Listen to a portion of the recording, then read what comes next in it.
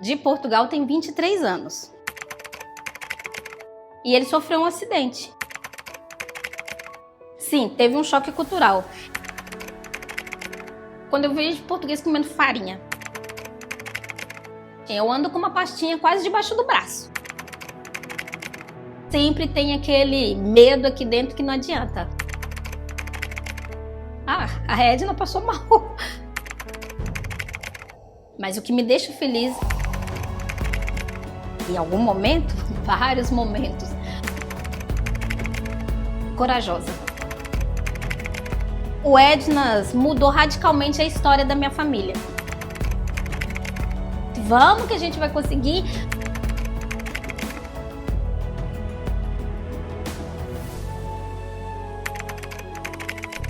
Acredite em você, que você vai chegar lá.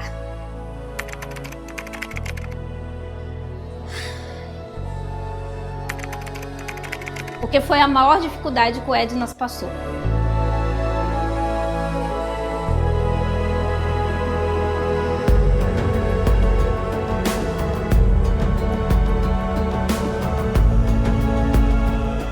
E chegamos ao terceiro episódio da nossa série Brasileiros que Empreendem em Portugal. É verdade, hoje nós vamos receber a Edna Costa, uma mineira que trouxe os sabores incríveis de Minas Gerais para Portugal. Ela vai nos contar os desafios de empreender do outro lado do oceano e também como é o percurso de um empreendedor na Europa. Mas antes de começar o vídeo, eu quero pedir para você se inscrever aqui no canal, ativar o sininho e deixar um like e um comentário para esse vídeo chegar mais longe. Também pedir para você se tornar membro aqui do nosso canal, pois isso fortalece o nosso percurso aqui no exterior. E também convidar você que está assistindo para assistir os outros episódios da nossa série Brasileiros que Empreendem em Portugal. Agora bora pro vídeo conhecer a história da Edna? Então vamos! O amor pela cozinha começou cedo, ainda criança, em Belo Horizonte, capital do estado de Minas Gerais, na região sudeste do Brasil. De lá para cá, as mãos experientes da Edna Costa, que mexem o franguinho com quiabo, o feijão preto e o torresmo, proporcionam aos clientes do Ednas Boteco, na cidade de Braga, em Portugal, uma maneira de conhecer a culinária brasileira ou matar um pouco da saudade de casa. No terceiro episódio de Brasileiros que Empreendem em Portugal, conheça a história de uma mineira que está na Europa há mais de 20 anos.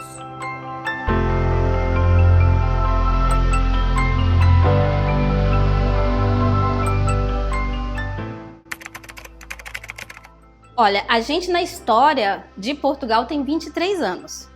Eu morei 15, fui embora, cheguei lá no Brasil, não era aquilo que a gente queria, voltamos e nessa volta vai fazer 8 anos. Portugal para mim também foi aquela coisa de ter pouco estudo e ter a facilidade de falar o português e entender melhor. A gente queria sair do Brasil, mas a gente foi nessa questão da língua, que era mais fácil de falar, e tinha família aqui, que eu tenho uma irmã que mora aqui há 30 anos. Era um Portugal totalmente diferente. Hoje eu costumo dizer muito para as pessoas que chegam, estão chateadas com algum tipo de processo, que Portugal, neste quesito, melhorou muito. Porque imagina, hoje a gente tem a internet ao nosso favor, a gente mata a saudade do pessoal lá. Antigamente, a gente ia para um orelhão, tinha uma fila enorme para ligar para a família, comprar um cartão. Não tinha essa facilidade que o mundo digital trouxe para gente. Né? Então acho que melhorou. Entre todas as coisas que acontecem hoje em matéria de imigração, Portugal melhorou muito, sim. Pelo fato, tinha uma irmã que morava aqui. Aí logo depois a minha irmã caçula veio, que aquele sonho não era Estados Unidos, então vamos para a Europa. E eu já mexia com essa coisa de cozinha. Então, como Portugal é essa coisa de gastronomia, minha irmã falou assim, vem para Portugal que você vai se dar bem, porque você vai cozinhar e não sei o quê. E aí foi o primeiro passo. Meu marido teve um acidente no Brasil, a gente caiu naquela malha do INSS que nunca mais recebia o pagamento. A gente começou a ficar endividado. Bora para Portugal, então, fazer aquele sonho que minha irmã me falava. Vamos para Portugal que você cozinha bem, você vai conseguir emprego. A gente só queria um patamar, ter uma casa própria, aquele sonho, vamos morar na Europa para juntar dinheiro, para ter uma casa própria. Eu era contadora nessa época, eu trabalhava de contadora e meu esposo trabalhava de motoboy e ele sofreu um acidente. E aí nesse acidente parece que desandou tudo, sabe aquela fase difícil? Aí desandou tudo e aí a gente já não estava conseguindo, a gente via que não ia conseguir o nosso objetivo e aí com a minha facilidade da minha irmã tá aqui, eu falei assim, não, então vamos para Portugal, vamos fazer um teste. E nesse teste vai fazer o quê? 23 anos. O amor pela cozinha eu vou tentar resumir porque eu conto essa história e ela é engraçada. Minha mãe não cozinha nada. Minha mãe é uma péssima cozinheira. Mineira. E ela estiver vendo isso... E é mineira. É, mineira e uma péssima cozinheira. Então, pra mim fugir da comida da minha mãe, aos 7 anos, eu entrei pra cozinha. Eu via os vizinhos cozinhando aquelas coisas maravilhosas. Minha mãe não fazia bolo, não fazia nada. E aí, o que eu falei? Eu vou aprender com a vizinha. E aí, o amor foi crescendo, eu fui aprendendo com a vizinha e disparou aquela paixão por cozinha. Eu falo, mãe, é culpa sua. Porque ela não cozinhava nada. E depois minha tia cozinhava, minha avó cozinhava. Então, aquele amor cresceu pela cozinha para fugir da comida da minha mãe. E aí, depois a gente foi ver para Portugal. A primeira vez que a gente que morou aqui em Portugal, nunca tive restaurante. Fui pro Brasil... Aí eu vim pra cá, trabalhei o tempo todo na restauração. Quando eu fui pro Brasil, aí a gente foi montar um restaurante lá no Brasil, na volta nossa. E aí montei esse restaurante lá no Brasil, trabalhei por bastante tempo. Depois, aí já estava começando aquela questão de violência que a gente voltou pra Portugal. E aí comecei a trabalhar em um e outro, e eu falo, aquela coisa, eu era sempre ajudante de cozinha, ou era uma cozinheira, e comecei a assinar cartas para chefes de restaurante. Falei assim, se eu assino... Fazendo o menu? Uhum. Se eu assino para eles, por que eu não posso assinar para o meu? Pronto, vamos lá abrir o primeiro restaurante. E aí eu fui abrir lá em Amares, e o restaurante não durou 3 meses. Não durou 3 meses porque... não teve aquela aceitação. Voltei, aí tive um prejuízo enorme, voltei para cá, para Braga, e fui trabalhar para outras pessoas e continuava a mesma coisa. Aí eu fui abrir um no Braga Shop. Uhum. O Braga Shop tinha eu lá... lembro de pegar a feijoada. Só que aí a gente passou por aquele processo que muita gente passou da p***.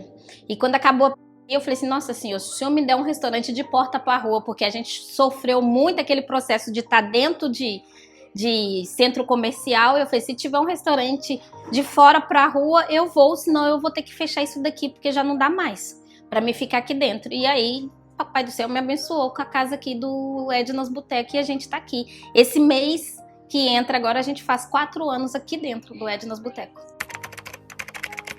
Tinha um senhor que vendia embalagem pra mim lá dentro do Braga Shop, e ele falava comigo. Eu conheci esse senhor trabalhando em outro lugar, que eu era ajudante de cozinha, e ele falava assim, olha, tem um senhor que tá querendo alguém pra pegar o restaurante dele, só tomar conta. E eu não dei ouvido pra ele. Fui trabalhar, abri o meu, e ele continuou, olha, o senhor tá querendo lá alguém pra pegar o restaurante, e não sei o que, vamos lá. Aí quando a gente falou assim, nossa, basta aqui o Braga Shop, eu falei assim, não, pronto, me leva lá que eu vou ver onde que é esse restaurante que o senhor tá falando. Chama seu Abel. Eu falei, seu Abel, me leva lá. E seu Abel me trouxe aqui. Quando eu cheguei aqui, eu confesso para todo mundo, eu não tinha fundo financeiro para abrir essa casa. Aqui é aquela coisa, ó, vamos trabalhar e vamos conquistando. E aí eu cheguei aqui e falei, seu Abel, isso aqui não é para mim. Eu não tenho condições de ter um restaurante. E aí eu vi aqui 2 andares, eu não tenho condições, eu não tenho material, eu não tenho mão de obra, eu não tenho nada. E o senhor não vai nem querer conversar comigo, o dono daqui. Aí ele marcou uma reunião, o senhor conversou comigo. Aí o senhor foi, assim, aquelas coisas inexplicáveis que acontecem na vida. E aí o senhor abriu as portas e a gente tá aqui, vai fazer 4 anos.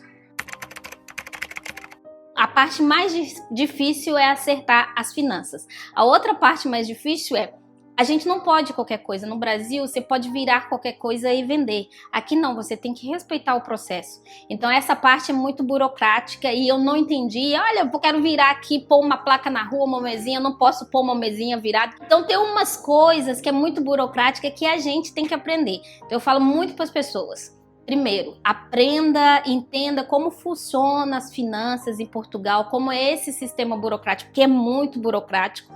Então o IVA, pelo amor de Deus, ele quer dar cabo da minha cabeça. E aí a gente tem que aprender a andar certinho com isso. teve um choque cultural. A gente ainda é muito enraizado com os nossos costumes. E simplesmente eu não posso, por exemplo, o carro-chefe da nossa casa é uma feijoada. Eu não posso simplesmente vender uma feijoada, colocar uma feijoada em qualquer vasilha. Até a embalagem tem que ser uma embalagem licenciada. Eu não posso sair, pegar uma feijoada e vender numa esquina. Nesses 4 anos do Edna's Boteca, a gente tem recebido muita gente com essa questão mesmo de curiosidade. O português tem chegado a gente com curiosidade para saber o que é a nossa comida. Então, como que é servida a comida? Eu costumo brincar, olha, não quer ir lá no Brasil? Aqui é mais barato, venha e coma a comida da Edna, entendeu? Porque eles têm recebido assim, eles têm recebido muito bem. Ou recentemente, por exemplo, quando eu vejo português comendo farinha, tem uns que amam, tem outros que não vão amar. Mas tem uns que amam e eu quero experimentar a farofa, eu quero experimentar a farofa. O que é farofa? E aquela coisa, a gente tá explicando o que é o prato, o que é um escondidinho, o que é carne seca. Então, eles têm muito essa curiosidade para poder saber, aí eles vão comer, e quando eles vão comer, eles vão, gostei, aprovei. O nosso carro-chefe aqui na casa, o campeão, é a nossa feijoada brasileira. Não adianta. A feijoada, pode inventar o prato que quiser, mas a nossa feijoada, que leva todas aquelas carnes preparadas durante a semana, o segredinho da Edna para poder temperar aquele feijão preto, é o nosso carro-chefe da casa. Para adaptar a mão nossa brasileira, o que aconteceu? Pelo fato de eu ter trabalhado tanto tempo na restauração, foi mais fácil essa adaptação, vamos dizer assim, do tempero. Hoje, a gente achar o produto brasileiro é muito mais fácil. A demanda de achar produto para poder vender aqui é muito mais fácil. Há 4 anos atrás já não era fácil, mas de uns 4 anos para cá é muito mais fácil você adaptar um cardápio brasileiro, porque você acha produto, a exportação está em alta, vamos dizer assim, então você acha produto para poder fazer um cardápio brasileiro. Manter todas essas fiscalizações em dia, porque você não pode esquecer que elas têm validade. Então, os alvará tem validade, a placa lá fora, ela tem uma outra validade, a licença da televisão, coisa que eu não sabia quando chegaram perto para mim, que eu fui saber que eu tinha que pagar uma licença, e aí quase que eu levei uma coima, né, por causa que a licença, o telão, o rádio, tudo tem uma licença. Então, tem que manter essas taxa de fiscalização sempre em dia, para na hora que eles passarem, você tá ali com a sua pastinha. Eu ando com uma pastinha quase debaixo do braço. Primeiro, estude as finanças do país, vamos dizer assim. Descubra como que funciona a fiscalização, as finanças. Segunda, tenha mão de obra. Se eu não tivesse mão de obra, se eu não fosse uma das mãos de obra principal hoje, eu, meu esposo, minha filha, a gente passaria muito aperto. E é o que eu falo muito com as pessoas. Gente, chega a pessoa querendo abrir, olha, tá vendo aquele lugar ali? Tá muito tempo ali, eu vou abrir, vou fazer um conceito igual àquele, porque aquele tá dando certo. Mas procure saber sobre as finanças ou descobrir o que aquela pessoa sofreu no início para segurar. Você vai vou abrir um restaurante, você sabe cozinhar, se você ficar na mão, o que você vai fazer se não tiver mão de obra? Hoje eu tenho uma mão de obra, um espetáculo, mas a gente passou muito aperto. Então o conselho que eu dou hoje é isso: estude as finanças, descobre as finanças, como que funciona, e depois tenha mão de obra. Isso foi uma das coisas, para treinar as pessoas, foi uma das coisas que eu tive que abrir mão. Porque assim, no começo eu pegava tudo para mim. E eu não sabia, pelo fato de não ter estudado essa coisa de vamos ser uma gerente, uma dona de um restaurante, sempre uma cozinheira, então eu tive sempre essa dificuldade. Pegava tudo pra mim, até a Edna chegar a um esgotamento. Aí quando ela chegou a um esgotamento, ela falou assim, eu tenho que aprender a delegar. Aí as pessoas falavam comigo, Edna, você tem que aprender a delegar, você tem que aprender a delegar. E eu vou ensinar o meu tempero, vou explicar isso. Então essa foi uma parte mais difícil, mas eu consegui. E aí hoje, por exemplo, se a Edna faz falta, o restaurante, a Edna não tá, o restaurante vai andar normalmente. O que eu mais gosto de fazer no restaurante, não tem jeito, é cozinhar. Eu vou pra minha cozinha, às vezes eu chego primeiro do que todo mundo, gosto de colocar uma musiquinha e vou ali, vou cozinhar, não tem jeito. O que eu mais gosto de fazer dentro do restaurante, o que eu mais gosto de fazer é cozinhar. não consegui manter o Edna. Por que eu não consegui manter o Edna? Porque o Edna é um restaurante familiar. Aqui tá a Edna, tá o Roberto, tá a Vitória, então a nossa família vive disso daqui. Então eu sempre tenho aquele medo aqui dentro que não adianta. O Edna tá indo bem, como que o Edna vai caminhar? Porque é um restaurante familiar.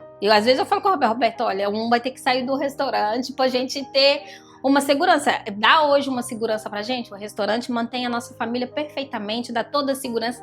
Ele mudou o padrão de vida da gente, mas claro que uma pessoa sempre tem um receio, tem um medo, e o meu medo é esse. O quanto tempo tem o Ednas? Por exemplo, o dia que teve aquele apagão.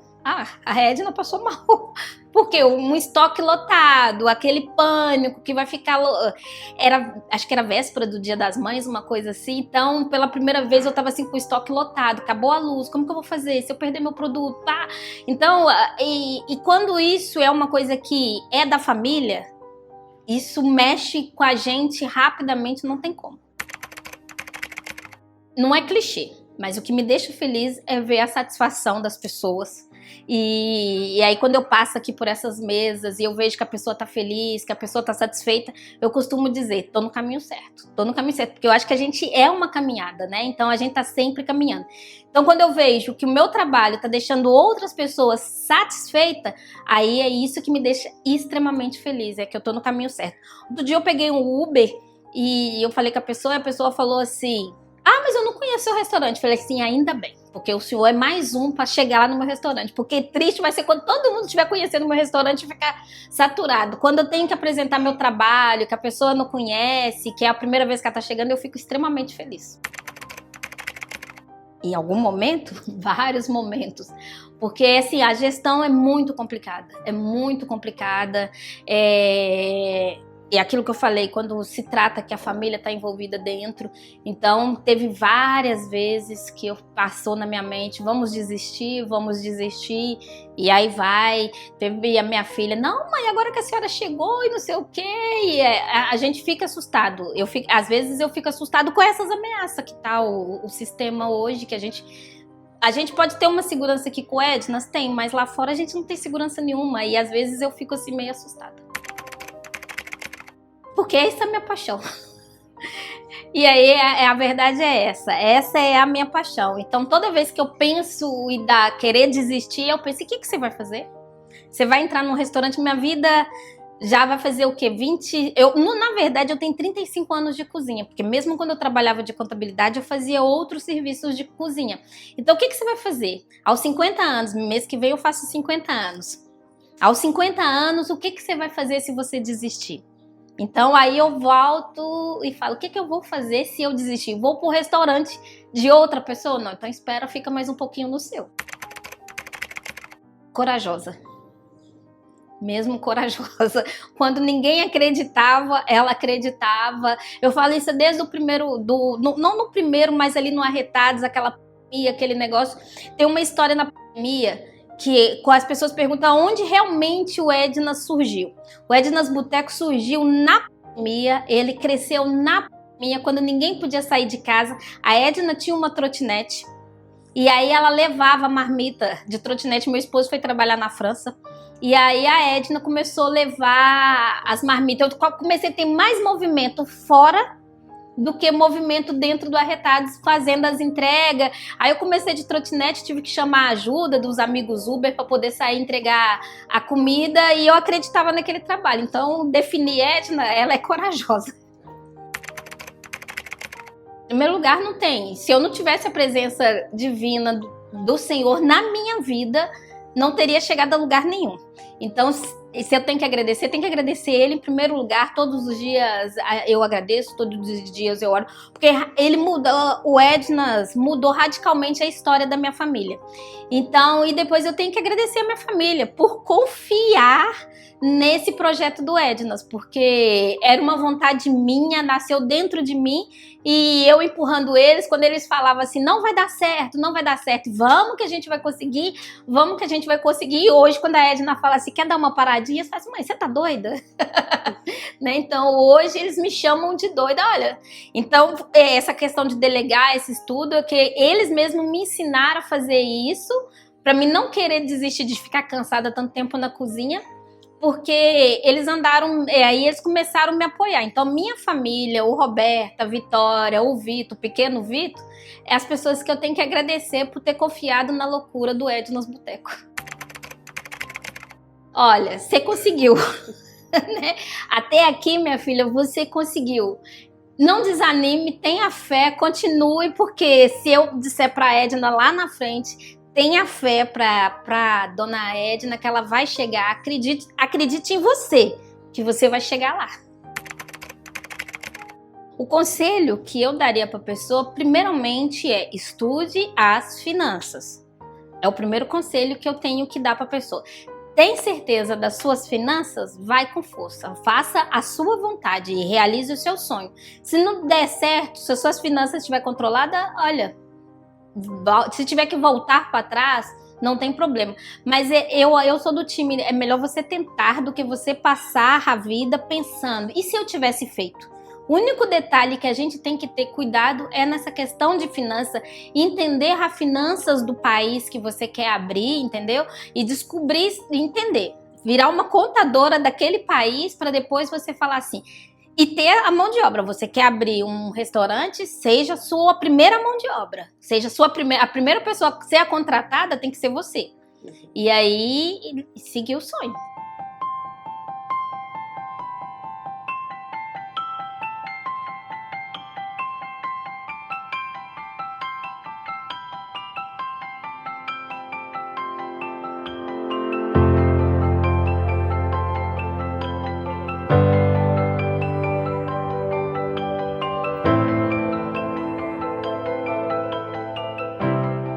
E aí, você gostou da história de superação da guerreira Edna Costa, que empreende aqui em Portugal? Então deixa o seu like e o seu comentário, porque toda quarta-feira tem episódios novos da nossa série Brasileiros que Empreendem em Portugal. Eu sou Amanda Correia e te espero no próximo vídeo.